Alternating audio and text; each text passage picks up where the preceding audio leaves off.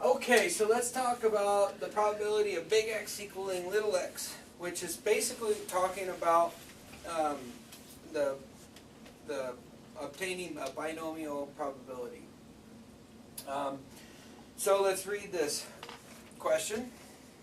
The mortality, according to the tables provided by the U.S. National Center for Health Statistics and Vital Statistics of the United States, there is roughly an 80% chance that a person aged 20 will be alive at age 65. Suppose that 3 people aged 20 are selected at random. Find the probability that the number alive at age 65 will be, and then thing says exactly 2.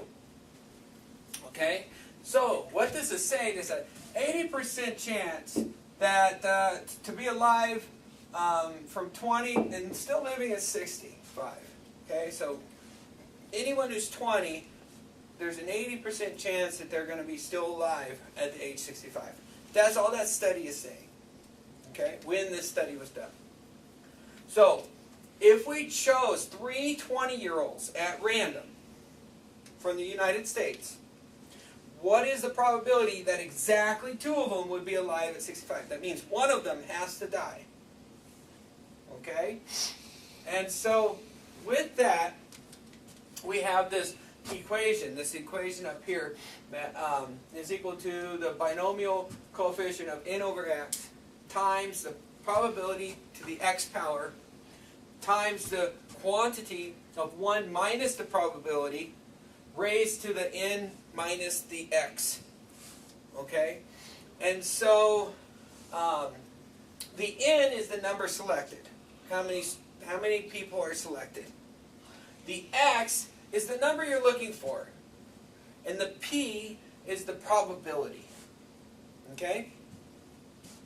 So if n in this case is equal to 3, and x is equal to 2, and p is equal to, I should have the and in here, sorry, and x and p is equal to 80%, or in this case, 0.8, okay? I rewrite that so it's more legible. 0.8, okay?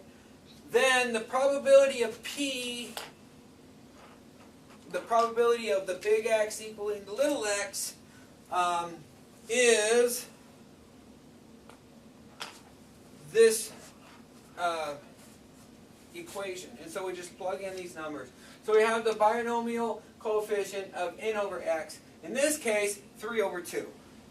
So we have this binomial. It's equal to the binomial coefficient times, so binomial coefficient of n, which is 3, over 2, and times the probability, which is 0.8, raised to the x power, in this case is 2,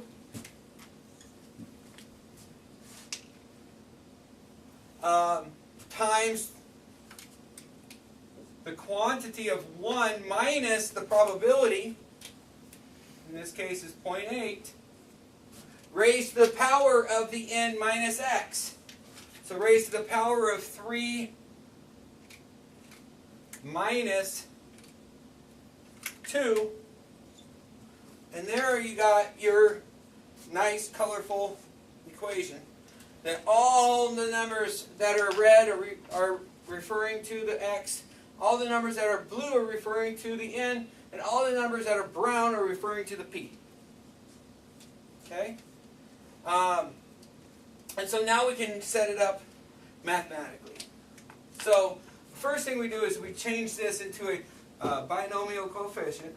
So we have 3 factorial over 2 factorial times 3 minus 2 factorial.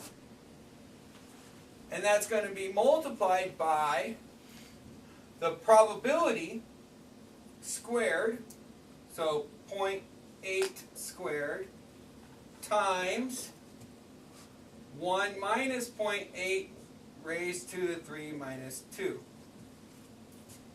And now we can start doing the math. Okay? So the next stage, we have 3 times 2 times 1, but 2 times 1 is still 2, so I'm not even going to put in that times 1 part. And then we have the 2 times 1, or basically 2. Alright? And then we have this 3 minus 2, which is 1 factorial, which is still 1, so we don't need that part either. So we just have the 3 times the 2 over the 2. Okay?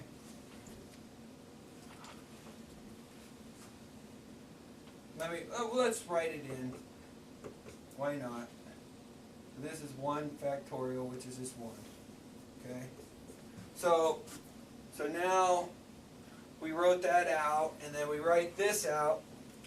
0.8 squared, 8 times 8 is 64. And then 2 decimal places means it's right there. And then 1 minus 0.8 is 0.2. And then raised to the 1 power, because 3 minus 2 is 1. And then we can forget about the 1s. So really all we have is 3 times 2 over 2. And then we don't need to worry about that one, so we just have 0.2 times 0.64, which is 128 with 3 decimal places. So 2 times 64 is 128, and then 1, 2, 3 decimal places. And that's why we're over here. So then we have the 2's cancel, so we're left with the 3 times 0.128, and that equals 300. 0.384. Sorry.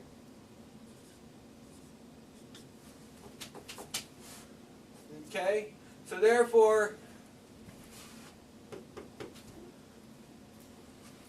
P of big X equaling little x is equal to 0.384. Or the probability is 38.4% that you will have exactly 2 of those people alive. Now, just so you know for the test, if we change some things, okay?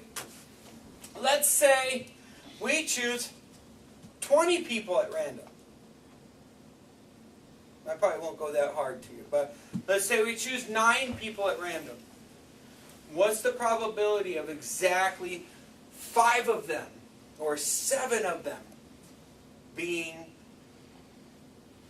alive at 65? And so basically, you know, you're going to change the 3 and the 2 into the 9 and the 5, or whatever you end up asking. Now, what if the percentage changes? What if the percent is 75% because they did or what if the percent is 90%? Because, as we all know, everybody's living longer. So what if they did a new study and they found that the new study found that the percentage of a 20-year-old living to be 65 is actually 90%. Or what if the study is about, what if I'm talking about 2 randomly chose people from the year 1876, right?